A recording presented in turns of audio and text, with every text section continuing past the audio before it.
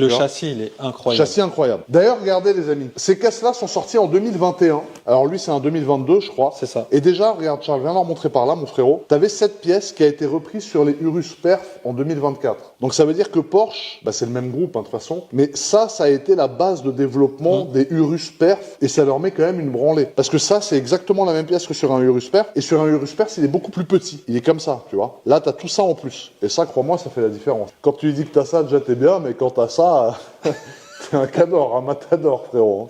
Ah ouais, là, c'est relou, frère. Tu déballes le paquet, frérot, il y a ça, ça devient fatigant. Ensuite, on a le toit tout carbone. Donc là, t'as pas de toit ouvrant, t'es pas à Marbé, frérot, avec tes potes dans la loc en train de fumer des pétards. Là, il y a ni toit, ni ouvrant. T'as toit carbone. Allégé. Moi, j'adore. C'est allégé, c'est top, c'est magnifique. On a les jantes à l'arrière. Alors, les jantes sont tout simplement énormes. Je sais même pas si c'est du 22 ou du 23. À l'arrière, on est en 315, 30, 22. Et regardez la jante. Alors ça, c'est, voilà, c'est une voiture qui a 20 000 km, mais regardez l'état dans lequel on nous la livre. Voilà. La jante est tout simplement magnifique, état neuf. C'est une caisse qui est dans un état, dans tous les cas, complètement neuf. Et on a du freinage céramique d'origine. Tous les Turbo GT sont équipés des freins céramiques, très importants. Et chez Porsche, qui dit frein céramique dit étrier jaune. C'est ça. Moi, j'aime beaucoup le design et la couleur de ces roues-là. Ouais, c'est vrai que la couleur est belle. Et le design, est j'aime beau. beaucoup. Et on a les roues directrices à l'arrière. Et on les sent vraiment beaucoup sur cette voiture. Vous allez voir quand je fais la conduite tout à l'heure. Dites-vous, c'est une voiture qui peut drifter, hein. Le Turbo GT, tu peux l'envoyer en drift. C'est impressionnant. Ouais. Ensuite, alors Porsche avait pris le choix de laisser tout ça en plastique. Je pense que c'est pour le petit côté un peu sportif. C'est comme les 3RS, tu vois, c'est la même maison. Et Porsche adore laisser ce plastique sur leur voiture. J'ai pas été poussé le détail, mais j'ai l'impression quand même que ce plastique, il est pas brut comme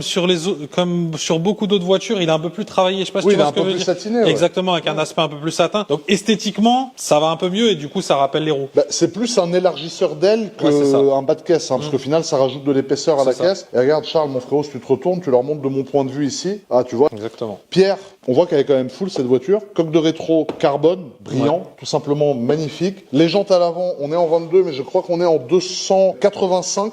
Faut jobber pour mettre bien mamacita. Petite maison bord de mer, bella vita. Mais mon bébé, mon cœur, je veux que toi, ma chiquita.